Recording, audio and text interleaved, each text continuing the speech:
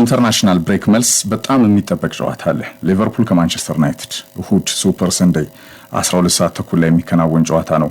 ይሄ ጨዋታ ፍቅር በተለይ ማን በጫና ቀዩ ትንቅንቅን ያካሂዳል ሱፐር ሰንዴይ የሚለው በጉጉት ይጠበቃል። 12 ተኩል ላይ ዳኛው ማይክል ኦሊቨር ናቸው።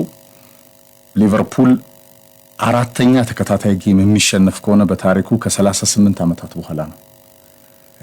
ማንቸስተር ዩናይትድ ከሩበን አሞሪም ጋር እያረፈ የሚያሸንፍ ቡድን እንደሆነ በደንብ አሳይቶናል። ብሬኩ አሁንም እንዲያስብ ጠቅሞታል። ጥያቄው 3-4-3 የሚለው ብቻ አይደለም ይላሉ እነ ማይክል ኦዌን። እንደ ይሄ አይደለም ዩናይትድ በጣም ብዙ ነው ክለቡ ያለበት ጥያቄ ይላሉ። አሁን ሰሞኑን ደግሞ ዩናይትድ በመሸጥ ሂደት ውስጥ ያሉ መረጃዎች እየወጡበት ነው። ፍቅር ይሄ ለኔ እንደ መልካም ዜና ያዋለው ከሆነ ከግሌዘሮች የሚላቀቅ ከሆነ ዩናይትድ ቀን ይወጣለታል። እስከዛ ግን እስካሁን ከመጣው መንገድ ገና የሚሄደው ለኔ የሚከብደው ይመስለኛል። ዩናይትድ አሸንፏል። ሊቨርፑል ያለፉትን 3 ተከታታይ ጌሞች ተሸንፏል። ብሬክ መሃል ላይ መጥቷል። ኢንተርናሽናል ብሬኩን እንደ መተንፈሻ አርነ ስሎት ሊጠቀሙበት ይችላሉ። በሁለቱ ክለቦች መካከል በጣም ቶፕ የሚባል ጉዳት የለም። የኩናቴ ነው። ለኔ እሁድም ሳነሳው ነበር ፍቅር ሲደናበር ነው እንግዲህ በዚህ ሲዝን የምናውቀውና አንደኛው ትልቁ ክፍተት የሊቨርፑል ከመሆኑ አንፃር ጃኦ ጎሜዝን ለመጠቀም በጣም ስሎት ይችላሉ የሚል እምነት አለኝ። ይረዳቸዋል የሚል እምነት አለኝና ምናልባት እንደ መልካም ዜና ነው የማየው ነኝ። ይሄ ማጉዌርን እኮ በጥቁሮ ያየነው ነው የሚመስለኝ ነኝ ኩናቴ ላይ ግን እሱ ጉዳት ብቻ ነው ያለው። ከብሬክ መልስ ወደ ሊቨርፑል ተመልሷል። በለብሉ በነበረው አድቬንቸር ማለት ነው በኢንተርናሽናል ብሬክ በዚህ በፈረንሳይ ብሔራዊ ቡድን ዩናይትድ ከሩበን አሞሪም ጋር ምን ያህል ኮንሲስተንሲ ያሳያል ብቻ ነው ደጋፊው ጥያቄው። በወጥነት ቡድኑ ምን አይነት ቀለም ያሳያል ነው ለኔ።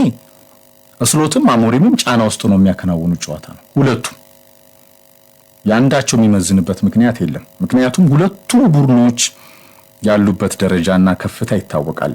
ሊቨርፑል በሌላ ቀለም ነው ጥያቄው። እንደ ዩናይትድ ቁልቁለቱን ያፈጠነ አይደለም።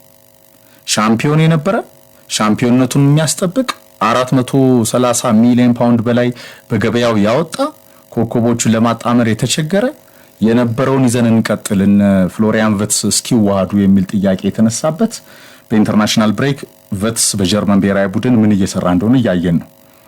ስሎት ያንን መልሰው መሐመድ ሳላም የቡድኑ ችግር እንደገና ኢሳክ ሞሳላህና ኤኪቲክ ያብረው መሰለፍ አይችሉም። ብዙ አይነት ጥያቄዎች እየመጣ ይገኛል ፍቅር በባክ ፎሩ ላይ እንደገና ሚድፊልድ ቦታው ላይ ሶስቱ ትሬዎች ማካሊስተር ሳቦዝ ላይና ክራቨንበርች የሚነኩ አይደሉም። ሶስቱን የምትጠቀም ከሆነ ደግሞ 116 ሚሊዮን ፓውንድ ያወጣበት ቨትስን ቤንች ማድረግ ግዴታ አለ። ይሄ አይነት ጥያቄ ያለበት ከ3 ተከታታይ ጌሞቹ በኋላ ሊቨርፑል በታሪኩ ከ38 ዓመታት በኋላ ለአራት ተከታታይ ጌም በሁሉም አይነት መድረክ ውድድሮች የተሸነፈ ላለመባል አንፊልድ ሮድ ላይ በሬድ ራይቫላሪ ቀዩ ትንቅንቅ ሁለቱ ቡድኖች ያላቸው ባላንጣነት ይታወቃል። በጣም ለኔ ለ21ኛ ዋንጫ የቀረበው ዩናይትድ ነው።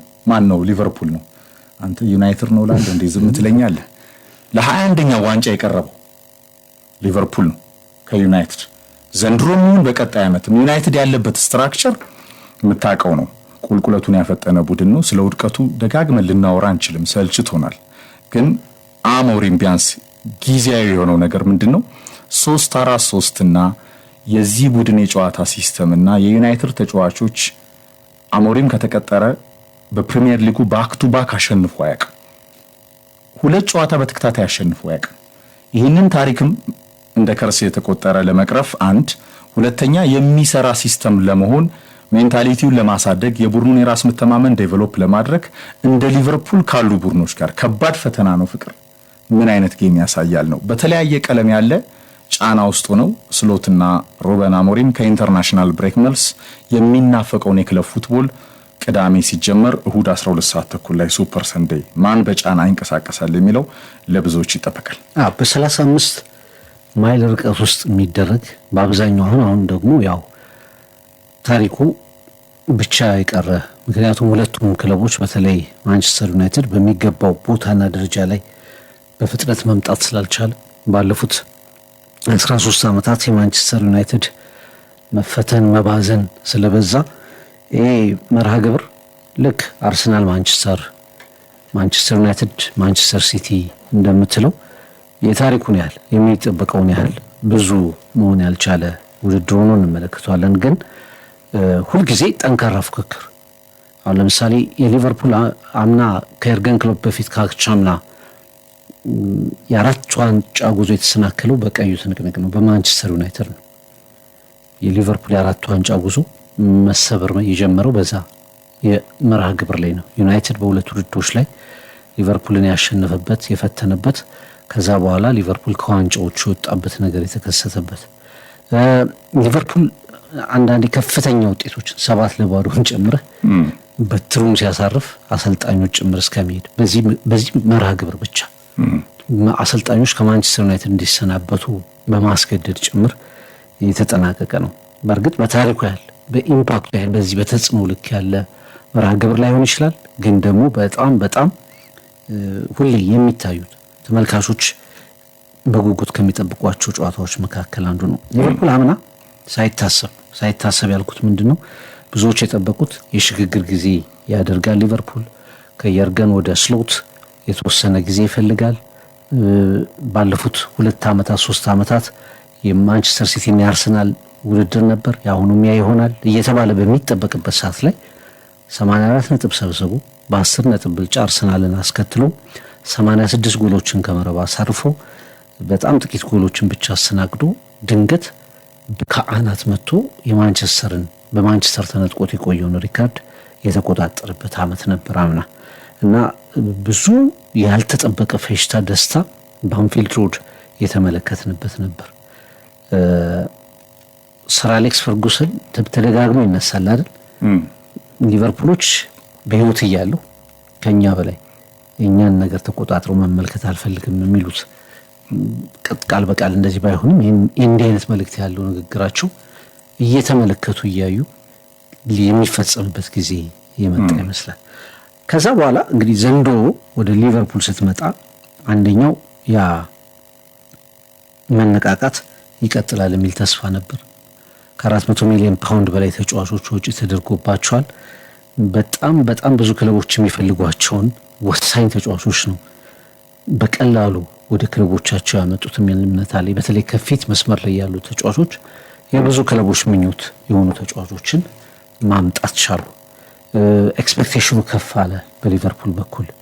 በተለይ በማጥቃት እንቅስቃሴ ውስጥ እንመለከታቸዋለን ያሉት በጎል ማስቆጠር፣ በሾት ተጋጣሚን በማስጨነቅ በወጥነት ጎል በማስቆጠር እንመለከተዋለን ብለው መሐመድ ሳላ ላይ ሃክፖ ላይ እነዚህን አዲስ ተጫዋቾች ለኤኪቲኬ አይዛክ አይነት ተጫዋቾች ስትጨምር ሊቨርፑል ምን ሊሆን ነው የሚል ኤክስፔክቴሽን ነው የነበረው። ኤፍሬም ወደ ጨዋታ አሁን ባለፉት 4 ጨዋታዎች እንደው በፕሪሚየር ሊጉ በአጠቃላይ ሲዝኑ ከጀመረበት ጊዜ በማሸነፍ የተሸፈኑ በድል የተሸፈኑ የመጀመሪያ 5 ጨዋታዎች ስትመለከት ግን ሊቨርፑል ራሱ አንተ እንዳልከው ጫና ውስጥ ነው የሚያደርገው ጨዋታ ነው። ያ መጀመሪያ አካባቢ የነበረውን ጫና በድል በመጨረሻ ደቂቃ ጎሎች በተፈጠሩ 3 ነጥቦች አለፈው። ኋላ ግን ከክሪስታል ፓላስ ጨዋታ ጀምሮ ሊቨርፑል ቼክ መደረግ ጀመረ። የጋላታ ሳራዩ የቻምፒየንስ ሊግ ጨዋታ እንደገና በፕሪሚየር ሊግ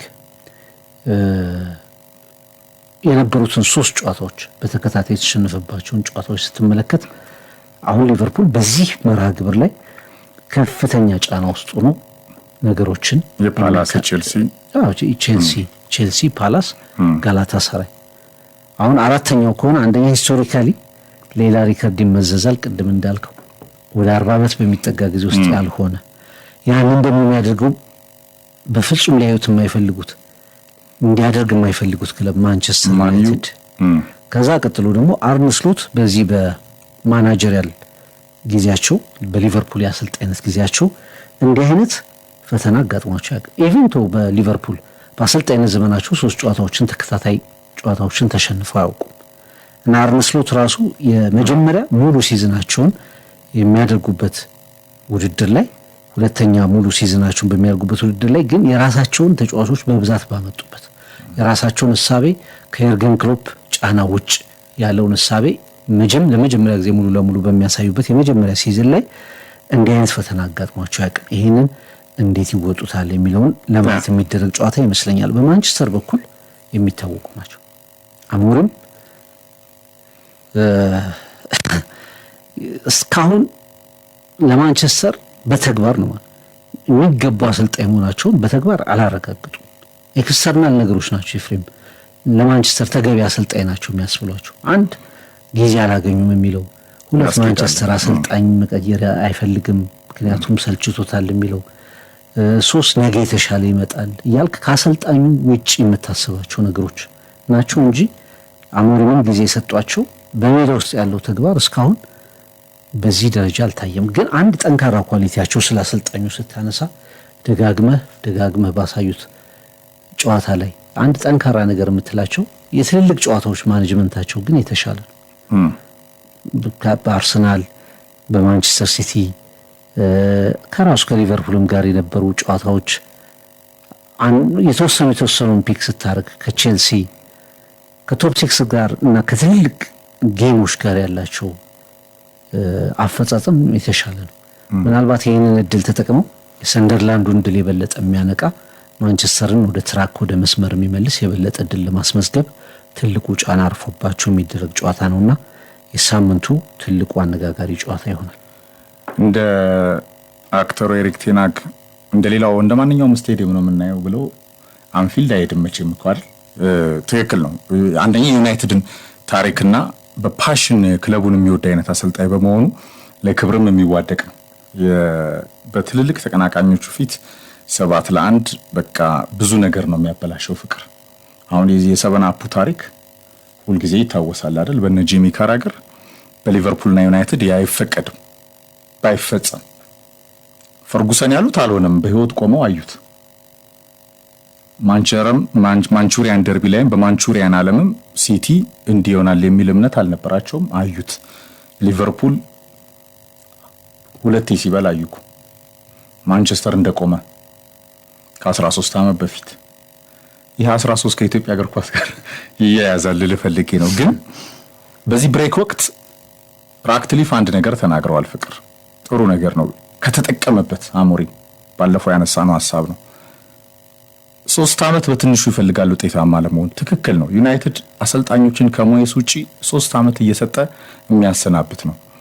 የአሞሪም ስራዎች ናቸው ይባረር ሳይሆን ያቆየዋል። የ3 ዓመት ራሱንም ለማባረር የሚተጋ መሰለ ስቲክ አረገበት የዚህ የ3-4-3 የጨዋታ ቀመር ጋር።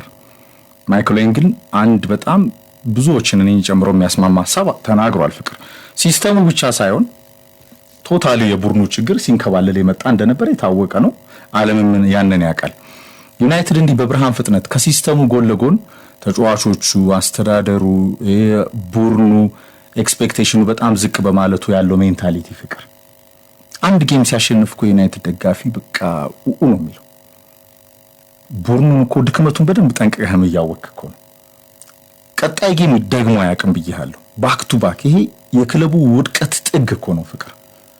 በእንደዚህ አይነት የተስፋ ቢስ ጉዞ ውስጥ አሰልጣኝ ይቆያል አይቆይም የሚለው ነው እንጂ ማኔጅመንቱ የያዘው ስታንድ በጣም ትክክል ነው። ምክንያቱም በዚህ ሰዓት አሰልጣኝ አይመጣም። ራሱ ራክትሊፍ አስተዳደር ዛሬ ዩናይትድ ለደረሰበት ዝቅታ ከአንድ ዓመት በፊት የፈጸማቸው ውሳኔዎች እንዴት ዋጋ እንዳስከፈለው ዩናይትድን እያየን ከመሆኑ አንጻር፣ ስለዚህ ለአሞሪም ማኔጅመንቱ ከጀርባው መሆኑ 3 ዓመት በትንሹ ይፈልጋል። የፈለገው ውጤት 0 ቢገባ ገብቷል እኮ ቆይቷል 0 ዩናይትድ። ግን የሚታይ ነገር ለኔ ዩናይትድ እየተሸነፈም ቢሆን ፕሮሰስ ያለው መሻሻል ያለው ነገር ፍቅር። መሸነፍ ደግሞ በየጌሙ አይደለም። እሱማ ትወርዳለህ። አምና እሱ ነው እኮ የቀረው ፍቅር። ግን ኮንሲስታንሲ ወጥነት ያለው ነገር ወደ ማሸነፍ ያመጣል፣ ወደ ቅርጽ ያመጣል። ወጥነት ያለው ነገር የራስ መተማመንን ዴቨሎፕ ያደርጋል። ተጫዋቾችና ዩናይትድ ሪሶርሱ ፖቴንሻሉ ሰፊ ነው። በአርሰናልም በሲቲም በሌሎች ተቀናቃኞች ሌቭል ነው። ጥያቄዎች አሉ። ከአሞሪም የ3-4-3 የጨዋታ ቀመር ጋር እንደ ባሌ በአይነት 6 ቁጥሮች የሉትም ሚድፊልድ ቦታው ላይ ይባላል። እሱ ባክፎሩ ላይም ክፍተት አለበት። ኢቭን ግብ ጠባቂ እኮ አላስፈረመም።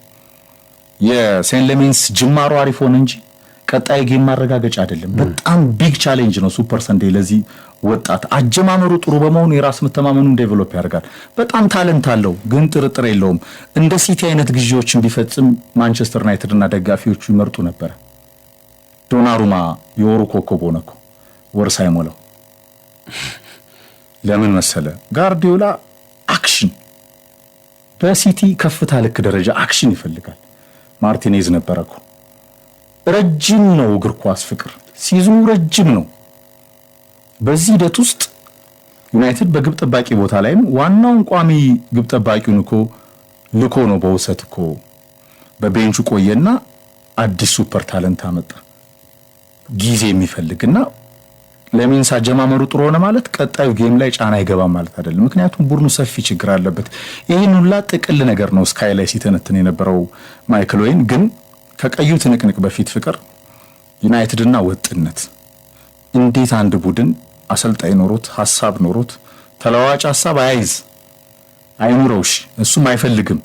ግን እንዴት ተጫዋቾቹ ፖቴንሻላቸው አያድግም?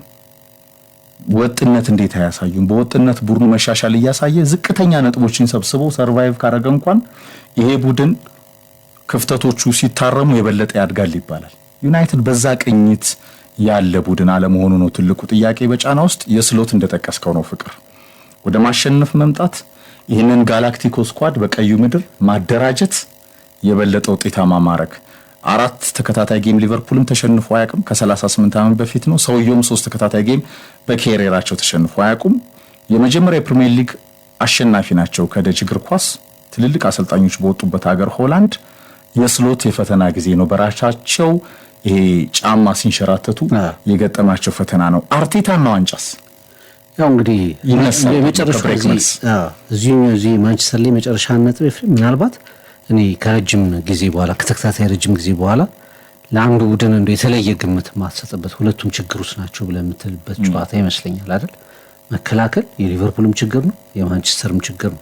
አምና ዩናይትድ 54 ጎሎችን ያስተናገደ የማንቸስተርማ ጸጋ በረከት ነው። 54 ችግር ብቻ ነው 54 ጎል ያስተናገደ በዘመናዊ እግር ኳስ ላይ በጣም መጥፎ ከሚባሉ ዲፌንሲቭ ሪከርዶች መካከል አንዱ ነው የማንቸስተር።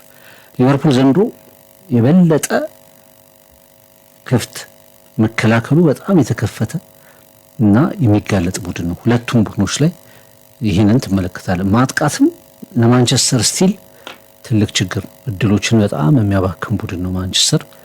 በመጡት ተጫዋቾች ልክ ሻርፕነስ ገና አልመጣም። የፊት መስመሩ ላይ የሰንደርላንዱ ጨዋታ ምናልባት በሲዝኑ የተሻለው ጨዋታ ነበር። ገና በ30 ደቂቃ ውስጥ 2 እድሎችን የተጠቀመበት። ሊቨርፑልም እንደዛው በጣም ሻርፕ የነበረው ጎል አስቆጣሪው መስመሩ የመሐመድ ሳላህን ጨምረህ እድል መፍጠር እየከበደው የመጣ ቡድን ነው እና የትኛው ቡድን 3 ነጥብ ምናልባት ሊያገኝ ይችላል ብለህ የምትገባበት ጨዋታ ነው። ይሄ አምና የምትለው ነገር አልነበረም። ይሄ ደግሞ የሆነው ሊቨርፑል ዘንድሮ በአጋጥሙ ትንሽ መጠነኛ መንሸራተት ውስጥ ይመስለኛል። ወደ አርሰናል ስትመጣ እንግዲህ የአርሰናል ደጋፊዎች ብቻ ሳይሆኑ በጣም ተጋጣሚዎቻቸው ሁሉ አርሰናልን የሚገጥሙ ሁሉ ሚኬል አርቴታ ኦልሞስት የሚያሸንፈውን ቡድን ያገኘው ይመስላል የሚሉ በጣም የፈጠነ አስተያየት እየሰጡ ይገኛሉ። ሜዳ ላይ የሚያሳየው ነገር አለ፣ የሚታይ ነገር አለ። ለምሳሌ በጣም ክሪቲካል የሚባሉ ተጫዋቾች ሲጎዱ ቡድኑ የውጤት የአቋም መዋዠቅ ሳያጋጥሙ ውጤቶችን ይዞ መውጣት የሚችል ቡድን ሆኖ ታይቷል። ቀጥተኛ የተጫዋቾች ሪፕሌስመንት እንኳ ባይሆን የሚመሳሰል መተኪያ እንኳ ባይሆን በሌላ መልክ የቡድኑን ክፍተት መሸከም የሚችሉ ተጫዋቾችን ይዟል። የዴብስ ጉዳይ ተመልሷል። በጣም ዘንድሮ ቡድኑ ውስጥ ተስፋ ተደርጎ የመጣው ዩክሬሽ በጎል ደረጃ ስትመለከተው ገና ነው። በፕሪሚየር ሊጉ በሚገባው ልክ አምራች አልሆነም። ግን ደግሞ በእንቅስቃሴ ስትመለከተው ገና ጥሩ ፊርማ መሆኑን ገና ደግሞ የሚያድግ መሆኑን ግን የሚያሳዩ ነገሮችን ትመለከታለህ። የአርሰናል ትልቁ ጥንካሬው የመከላከል ጥንካሬው ዲፌንሲቭ ኦርጋናይዜሽኑ ደግሞ የበለጠ ዘንድሮ የተሻለ ሊሆን እንደሚችል እየተመለከትን እንገኛለን። እንግዲህ እያንዳንዱን ጨዋታ ማሸነፍ ይጠበቅብሃል። በአርሰናል በኩል ሊቨርፑል እኔ ዘንድሮ ሻምፒዮን ባይሆን አርነ ስሎት ያን ያህል ጫና ውስጥ አይወድቁም ብዬ ነው አስበው ነው። ኤፍሬም ይጠበቅባቸዋል፣ ግን አምና ሻምፒዮን የሆኑ ሰው ናቸው። ሌሎች አርሰናል ነው በጣም በከፍተኛ ሁኔታ ጫና ውስጥ ያለው አሰልጣኙ አርሰናል ይመስለኛል። ምክንያቱም ከዚህ በፊት ደጋግመን ባነሳናቸው ምክንያቶች የአርሰናል ጨዋታ በክራቨን ኮቴጅ ይመስለኛል። ያው ለንደን ደርቢ በጣም ትሪኪ የሆነ መርሃ ግብር ነው። ቅዳሜ አንተኩል ዌስትሃምን አልፏል። አስቶን ቪላ፣ ዌስትሃም፣ ፉላም ሁልጊዜ በአርሰናል መርሃ ግብር ፊክስቸር ውስጥ ኒውካስልን መጨመር ይችላል። በጣም ሪሰንትሊ አስቸጋሪ ከሚባሉ መርሃ ግብሮች መካከል አንዱ ነው። ይህንን ጨዋታ ከሜዳ ውጪ ያሸንፋል ተብሎ ይጠበቃል። የሊቨርፑልን እና የማንቸስተርን ጨዋታ ደግሞ እንደገና እንደ አድቫንቴጅ የሚመለከትበት መርሃ ግብር ይሆናል ተብሎ ነው የሚጠበቀው። ግን ሁልጊዜ ፉላም ግጥሚያ ቀላል እንደማይሆን ይታወቃል። ያ የዛሬ ሳምንት ነው ከሆነ 4-5 ፓኬጆቻችን በፊት ያልከው ታሪክ እኮ ነው። የአርቴታ ዝንጀሮቹ ሞካክረው ሌላው ዝንጀሮ መጥቶ ያን ፍሬ ሰብሮ እንዳይበላ አርቴታ በለፋበት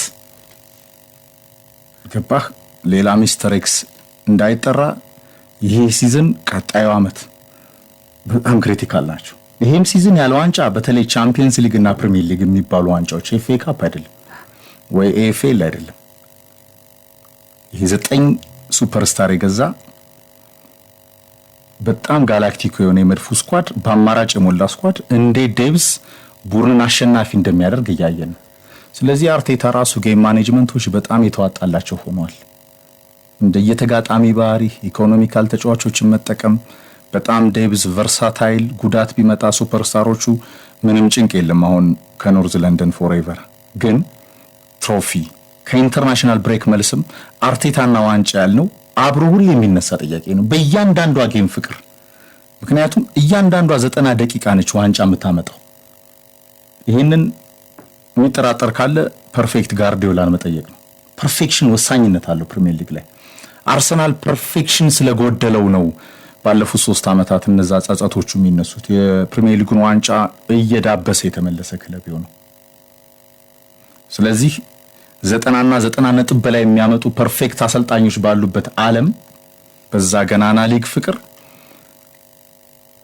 ዩናይትድን ትሪቡን ኦልድ ትራፎርድ የተከታተለው ጨዋታ በዚህ ሲዝን ሲያሸንፍ በዛሽ ጎል ፍቅር ምናልባት በአመቱ መጨረሻ ግንቦት ላይ ምን ያህል ዋጋ እንዳላት የመድፉ ደጋፊዎች ሊያውቁ ይችላሉ። ዩናይትድ አው ጨዋታ በልጧል። አርሰናል ግን ውዱን 3 ነጥብ ይዞ ወደ ቤቱ ተመልሷል። ስለዚህ ዴቭዝ ያለውና እንደ ልብህ ታክቲካሊ ተለዋዋጭ ነገሮችን የምትሞክርባቸው ሱፐርስታሮች በስኳድ ሲኖሩ በአማራጭነት ሲኖሩ ያ ታክቲካል ፍሌክሲቢሊቲ ይመጣል ፍቅር። በዛ ላይ ደግሞ አሸናፊነት ይኖራልና እያንዳንዱ የመድፉ ጌሞች ከዋንጫ ጋር ሁሉ የሚነሱ ናቸው። አርቴታና ዋንጫ በቻምፒየንስ ሊግና በፕሪሚየር ሊግ ዋንጫ መሃል ያለው አሰልጣኝ ነው ፍቅር። ምክንያቱም አምና ሚስተር ቻምፒየንስ ሊግ ሪያል ማድሪድን ገንድሶ ሰሚ ፋይናል የደረሰ መሻሻል ያሳየ ቡድን ነው። ካቻምና ከኳርተር ፋይናል የቀረ በፕሪሚየር ሊጉ 3 አመት የአርቴታ ከፍታ የዘመናዊ እግር ኳስ ሚስጥር ነው። በአደባባይ ያለ የሚታይ ማለት ነው። የሚታይ ሚስጥር ባርናቆት ዋንጫ ግን የቀረው ነው። ስለዚህ የፉላምም የለንደን ደርቢ ጨዋታ ጨምሮ እያንዳንዷ ጌም ከአርሰናልና የዋንጫ ጉዞ ጋር ደጋፊዎቹና ዓለም የሚያዩ ነው። ክለብ ፉትቦል ይመለሳል፣ ከድብርት እግር ኳስ ተሰውም ይወጣል።